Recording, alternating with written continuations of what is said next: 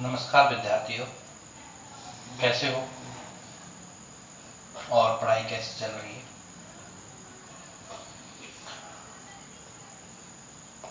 Lectures तो first आपने पढ़ लिया है इलेक्ट्रोस्टैटिक्स का।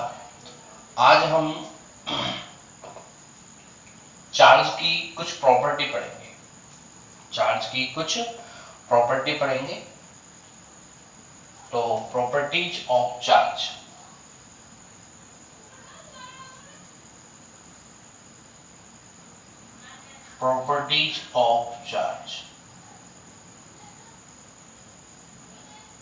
ठीक है।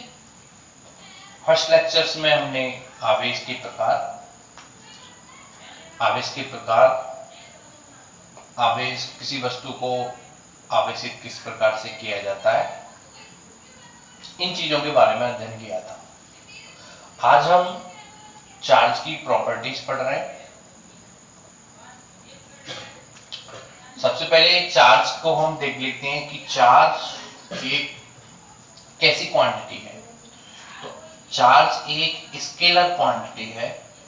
स्केलर क्वांटिटी से मतलब है चार्ज एक अदिश राशि है। कैसी राशि है? अदिश राशि। 11th क्लास में हमने पढ़ा है अदिश राशि के बारे में कि अदिश राशि वे राशियां होती हैं जिनका क्या होता है, केवल परिमाण होता है, दिशा नहीं होती।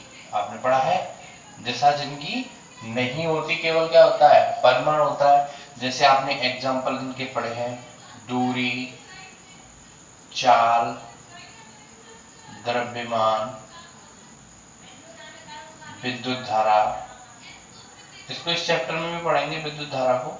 ये सभी जो हैं वो आपकी अदिश राशि है। इसी प्रकार से चार्ज भी एक अदिश राशि है।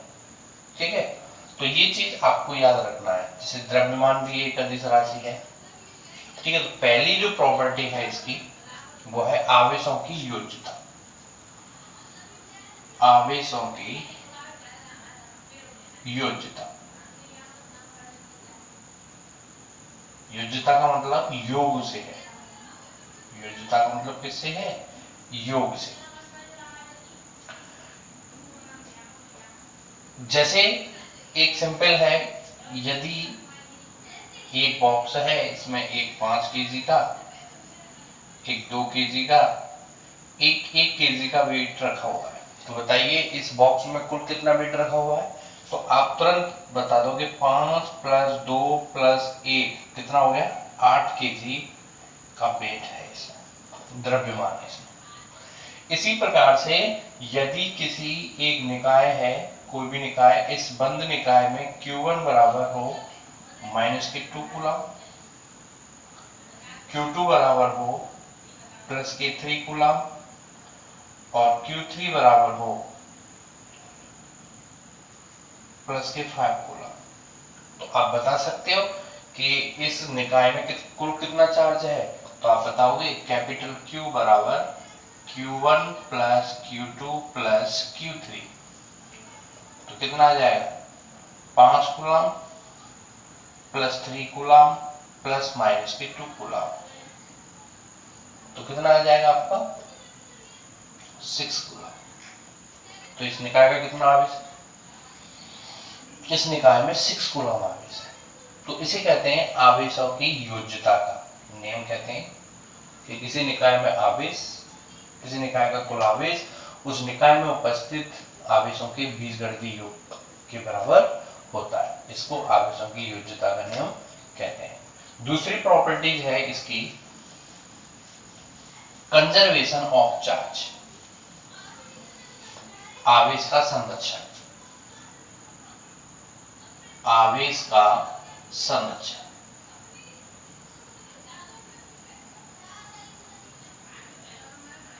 दूसरी प्रॉपर्टी क्या है इसकी? आवेश का संरक्षण, conservation of charge. Conservation of charge को समझने से पहले हमने फर्स्ट लेक्चर्स में पढ़ा था कि जब दो वस्तुओं को रब किया जाता है तो एक वस्तु से दूसरी वस्तु में इलेक्ट्रॉन का ट्रांसफर होता है। जिस वस्तु से इलेक्ट्रॉन्स निकलते हैं वो वस्तु धनावेशित हो जाती है, और जिस वस्तु पर इलेक्ट्रॉन्स आते हैं वो ऋणावेशित हो जाती है। ये चीज हमने पढ़ी थी। लेकिन जब हमने इसके बारे में प्रैक्टिकल किया, इस प्रयोग को और जाना, तो हमने देखा कि जिस वस्तु से इलेक्ट्रॉन्स निकल रहे थे उतने ही इलेक्ट्रॉन्स दूसरी वस्तु पे जा रहे थे। इसका मतलब क्या हुआ कि जितना उस पे धनावेश आया है पहली वस्तु पे, दूसरी वस्तु पर भी उतना ही ऋणावेश आया है। तो दोनों को ऐड करोगे, जैसे उसमें +2 चार्ज आया है, इस पे -2 चार्ज आया है, तो दोनों को ऐड करोगे तो 0 चार्ज हो जाएगा, जो रब करने से पूर्व भी 0 था और रब करने के बाद भी 0 है। तो एक जनरल एग्जांपल ये है। दूसरा हम एक एग्जांपल लेते हैं, इलेक्ट्रॉन, इसका एक एंटी पार्टिकल होता है पॉजिट्रॉन, इलेक्ट्रॉन पॉजिट्रॉन, ये नेगेटिव होता है,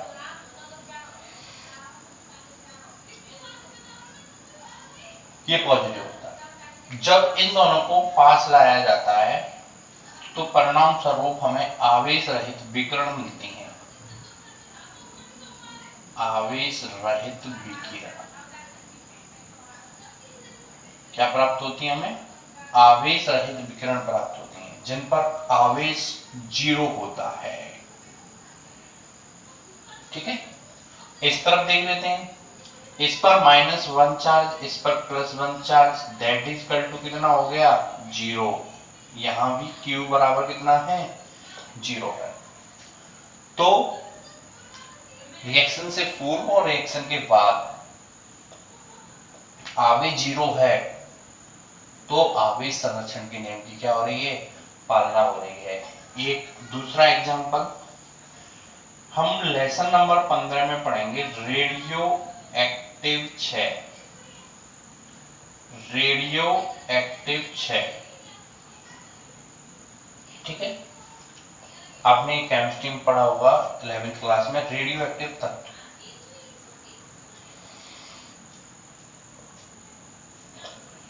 जिनका एटॉमिक नंबर 82 से ऊपर होता है वे सभी तत्व रेडियो एक्टिव तत्व कहलाते हैं। जिसमें एक है यूरेनियम 92, यूरेनियम 234।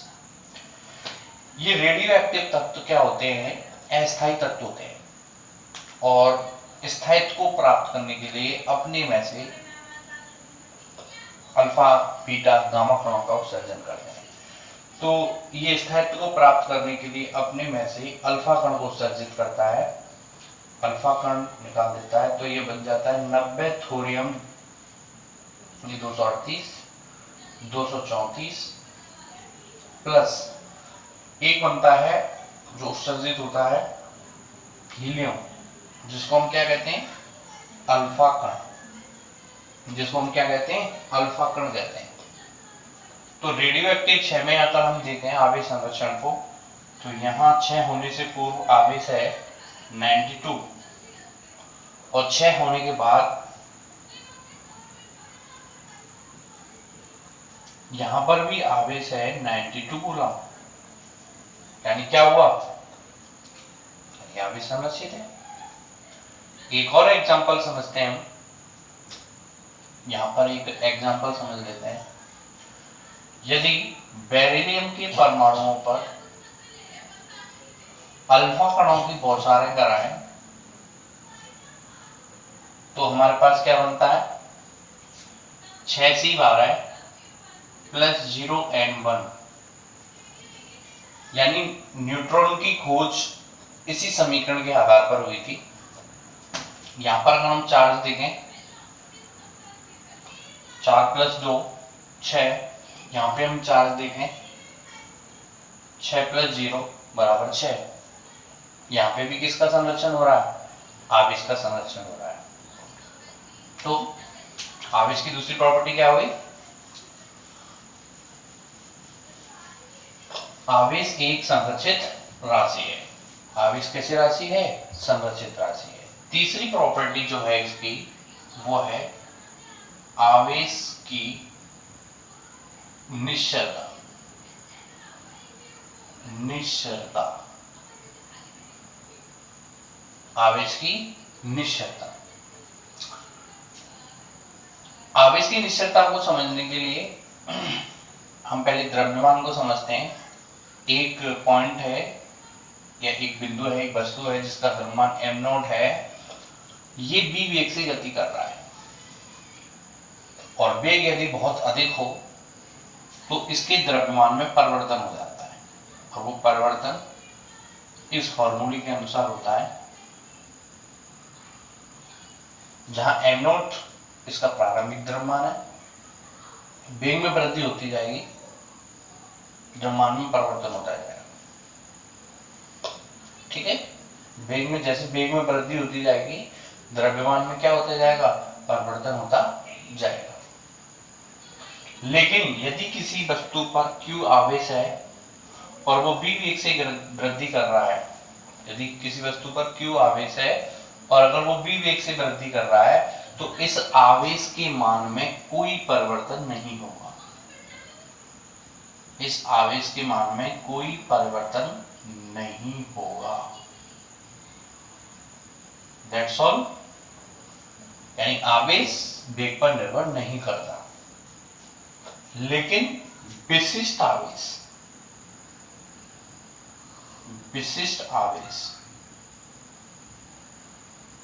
जिसको हम बोलते हैं Q अपॉन m, यानी किसी वस्तु का द्रव्यमान m है, उस पर आवेश Q है, तो उसका रेशो Q अपॉन m विशिष्ट आवेश कहलाता है। इसका मान वेग पर निर्भर करता है, निर्भर करता है। ठीक है, ये हो गई आवेश की निश्चरता। लास्ट और इसका इंपोर्टेंट प्रॉपर्टीज वो है आवेश का क्वांटीकरण,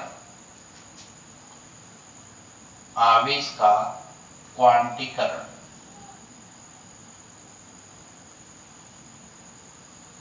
क्वांटिजेशन ऑफ चार्ज। हमने देखा कि जब एक वस्तु से दूसरी वस्तु पर इलेक्ट्रॉन ट्रांसफर होते हैं तो या तो एक इलेक्ट्रॉन ट्रांसफर होगा या दो इलेक्ट्रॉन ट्रांसफर होंगे। कभी भी ऐसा नहीं होता कि 2.5 इलेक्ट्रॉन ट्रांसफर हो गए, 7/5 इलेक्ट्रॉन ट्रांसफर हो गए, ऐसा नहीं होगा। यानी जब किसी वस्तु पर आवेश ट्रांसफर होता है तो वह पूर्ण गुणज के रूप में प्राप्त होता है। तो इसी में एक लाइन में हम बोलेंगे, एक लाइन में लिख लेंगे, ये मोस्ट टॉपिक्स है, कभी कभी एक नंबर का पूछा भी जाता है। आवेश का क्वांटीकरण, किसी वस्तु पर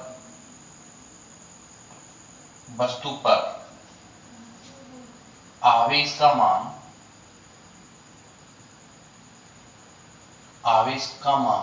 मूल आवेश का पूर्ण गुणज होता है। अगर इसको गणितीय रूप में लिखेंगे, गणितीय रूप में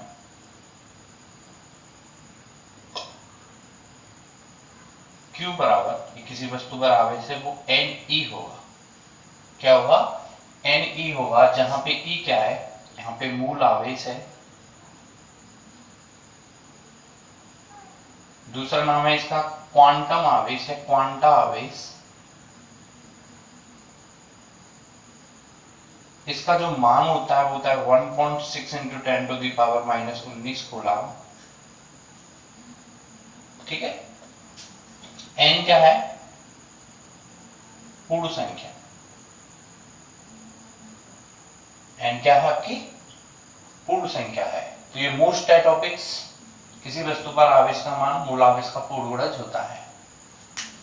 ठीक है, इसी को आवेश का क्वांटीकरण कहते हैं। या किसी वस्तु पर जब आवेश एक वस्तु से दूसरी वस्तु पर ट्रांसफर होता है तो आवेश है तो 1 होगा या 2 होगा या 3 होंगे या 4 होंगे। कभी भी आवेश 2.5, 3.5 ऐसे ट्रांसफर नहीं होता। ठीक है, इसको हम आवेश का क्वांटीकरण कहते हैं।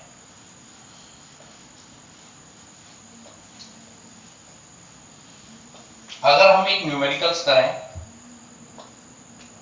आंकिक प्रश्न, आंकिक प्रश्न, पहला आंकिक प्रश्न है, किसी वस्तु को एक कूलाम आवेश से धनावेशित, एक कूलाम आवेश से धनावेशित करने पर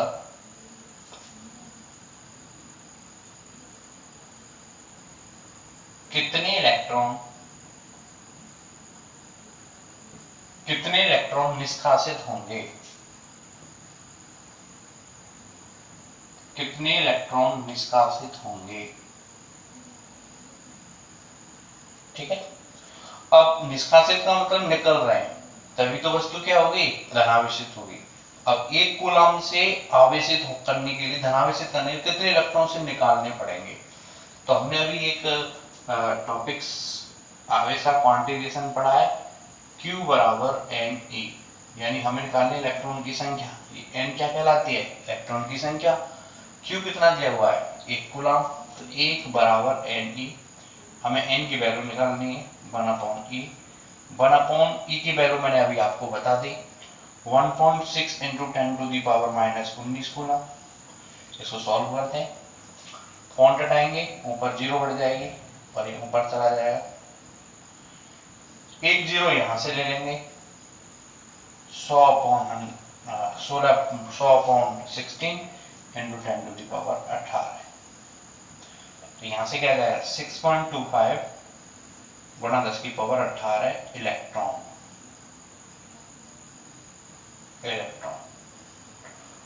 इतने इलेक्ट्रॉन निकालने होंगे, और इतने इलेक्ट्रॉन निकालने का मतलब है कि इतने इलेक्ट्रॉन निकालना बहुत संभव नहीं। तो हम कह सकते हैं, यहां से स्पष्ट हो रहा है कि इतने इलेक्ट्रॉन्स निकालना संभव नहीं, यानी एक कूलाम आवेश बहुत बड़ी राशि है।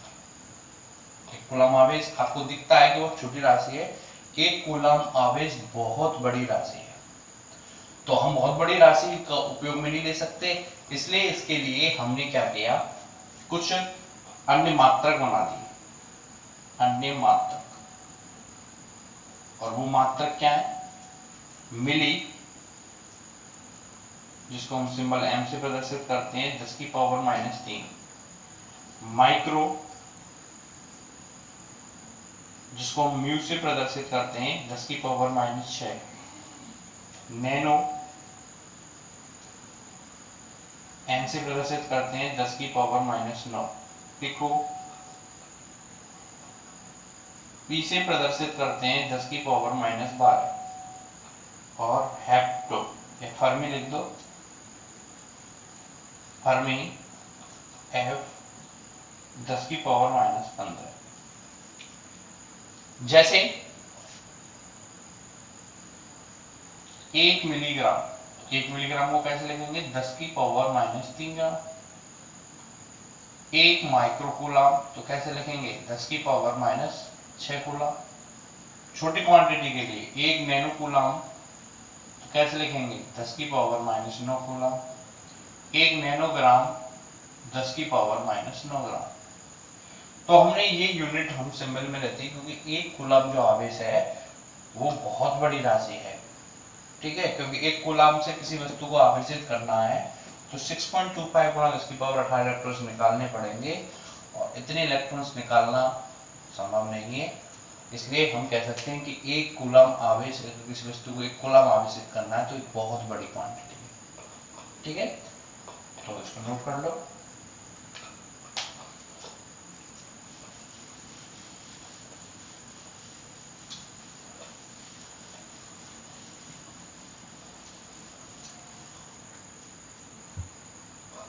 आज हम सबसे मोस्ट टॉपिक्स कूलाम का नियम,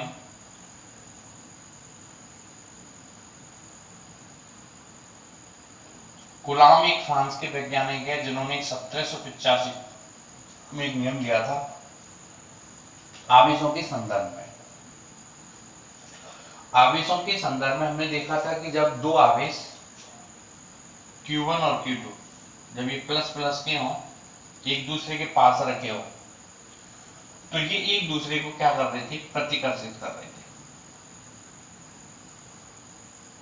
और यदि यही आवेश एक प्लस का हो एक माइनस का हो, तो ये एक दूसरे को क्या कर रहे थे, आकर्षित कर रहे थे। कूलॉम नामक वैज्ञानिक देख रहे थे कि जब दो आवेश अल्प दूरी पर स्थित हों, अगर सजातीय आवेश हैं तो वो एक दूसरे को प्रतिकर्षित कर रहे थे, और यदि ये विजातीय आवेश हैं तो ये एक दूसरे को आकर्षित कर रहे थे। उन्होंने देखा कि जब प्रतिकर्षित कर रहे हैं, आकर्षित कर रहे हैं, तो इनके मध्य में कोई ना कोई फोर्स कार्य कर रहा है, क्योंकि ये इसको इस तरफ फोर्स करेगा, मतलब इसको इस तरफ धक्का देगा, ये इसको इस तरफ देगा, तभी ये एक दूसरे को प्रतिकर्षित होंगे। तो प्रतिकर्षित होंगे या आकर्षित होंगे तो ये बिना फोर्स के हो नहीं सकते। तो जो इनके मध्य में फोर्स कार्य कर रहा है, इस फोर्स को कूलॉम ने बोला विद्युत बल। कूलॉम ने क्या बोला इसको, विद्युत बल, जिसको हम कूलॉम बल भी कहते हैं। कूलॉम बल, जिसको हम क्या कहते हैं, कूलॉम। तो दो आवेशों के मध्य लगने वाले बलों के संदर्भ में कूलॉम ने अपना एक नियम प्रतिपादित किया, जिसको हम कूलॉम का नियम कहते हैं। इसका जो कथन है वो क्या है, वो आप नोट कर सकते हो। दो आवेश जब अल्प दूरी पर स्थित हों,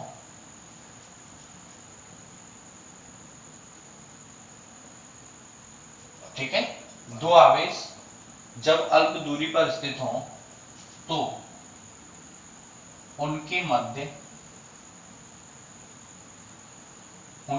लगने वाला बल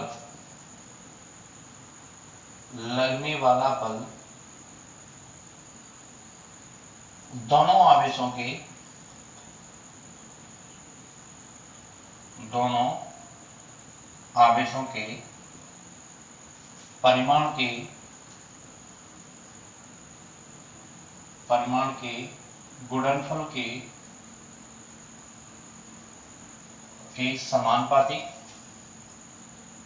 के गुणनफल के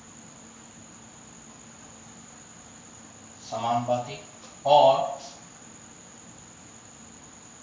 उनके मध्य की दूरी के वर्ग, उनके मध्य की दूरी के वर्ग के व्युत्क्रमानुपाती होता है। राइट, ये इसका कथन है। जब दो आवेश अल्प दूरी पर स्थित हों तो उनके मध्य में लगने वाला बल दोनों आवेशों के परिमाण के गुणनफल के समानुपाती और उनके मध्य बीच की दूरी के वर्ग के व्युत्क्रमानुपाती होता है। इसका एनालिसिस कर लेते हैं। जैसे दो आवेश Q1 और Q2 हैं, इनके मध्य की दूरी R है, ठीक है। ये प्लस का प्लस प्लस के भी हो सकते हैं, ये माइनस माइनस के भी हो सकते हैं, ये प्लस का भी माइनस का भी हो सकता है। जैसी इनकी प्रकृति होगी उसी प्रकार से आकर्षण और प्रतिकर्षण बल लगेगा। तो हम लोग केवल बल की बात कर रहे हैं, चाहे वो आकर्षण हो चाहे वो प्रतिकर्षण हो। तो इन दोनों के मध्य में लगने वाला बल समानुपाती है दोनों आवेशों के परिमाण के गुणनफल के, यानी Q1 Q2। याद रखना है केवल क्या लेना है, परिमाण। ये प्लस का है, ये माइनस का हो, ये चाहे माइनस का हो, ये चाहे प्लस का हो, या दोनों माइनस के हो, इनसे हमें कोई मतलब नहीं है, केवल क्या बोल लिया, परिमाण। तो F समानुपाती Q1 Q2, इनके बीच की दूरी R है, ये R²। इक्वेशन नंबर फर्स्ट और इक्वेशन नंबर सेकंड, समीकरण 1 और 2 से, समीकरण 1 व समीकरण 2 से।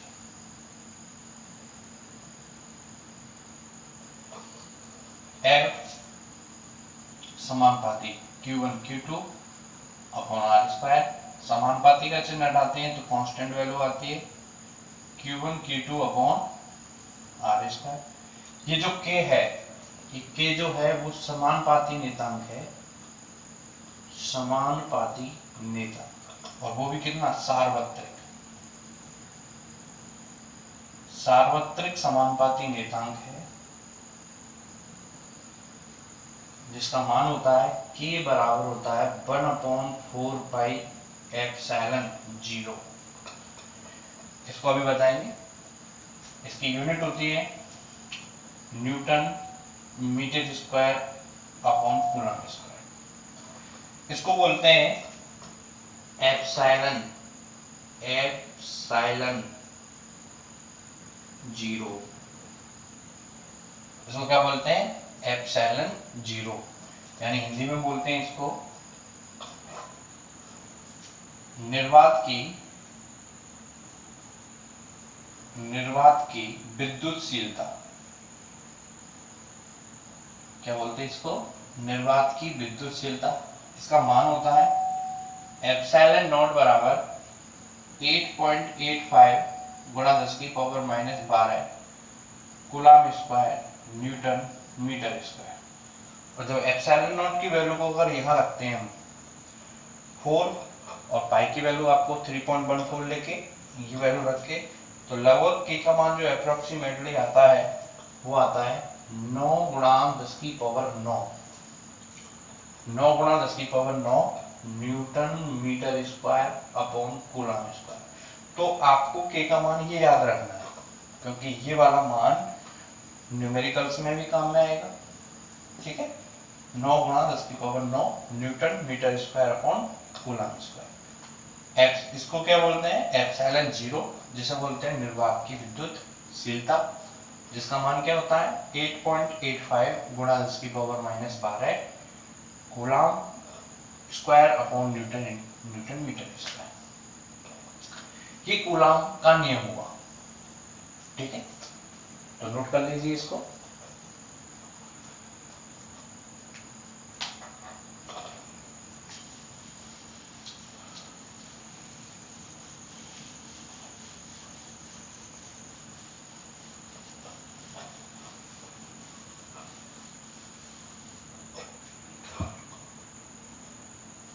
एप्सिलॉन 0 जो है वो है निर्वात। यदि Q1 और Q2 के मध्य में, इन दोनों के मध्य में कुछ नहीं हो, केवल निर्वात हो, तब जो फोर्स लगेगा F बराबर 1/4πε0 Q1 Q2 अपॉन r²। ये निर्वात के लिए। ठीक है, अगर इसके बीच में हम कोई माध्यम रख दें, क्या रखते हैं, माध्यम Q1 Q2, और इनके बीच में हमने रख दिया, या इन दोनों आवेशों को हमने किस में रख दिया, माध्यम में रख दिया, तब फोर्स क्या होगा, F मीडियम यानी माध्यम में। ठीक है, इस एप्सिलॉन 0 की जगह क्या आ जाएगा, 1/4πε0 हट जाएगा, Q1 Q2 अपॉन r²। अब इस एप्सिलॉन को क्या बोलते हैं, इसको एप्सिलॉन को बोलते हैं माध्यम की विद्युतशीलता। माध्यम की विद्युतशीलता।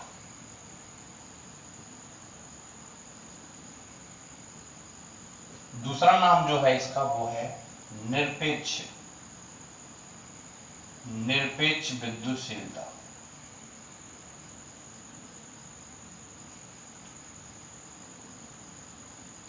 ठीक है, याद रखना है आपको। यदि Q1 और Q2 के मध्य में निर्वात है, तब क्या फोर्स लगेगा, ये फोर्स लगेगा, और जब इन दोनों आवेशों को माध्यम में रख दिया जाता है तो फोर्स ये लगेगा। ठीक है, जहां एप्सिलॉन, इसको खाली एप्सिलॉन बोलेंगे, माध्यम की विद्युतशीलता है, या इसको बोलते हैं निरपेक्ष विद्युतशीलता। ठीक है, तो ये आपको याद रखना है। ठीक है, आज के लिए इतना ही। कल इस टॉपिक्स के ऊपर न्यूमेरिकल्स और आगे बढ़ेंगे। Thank you.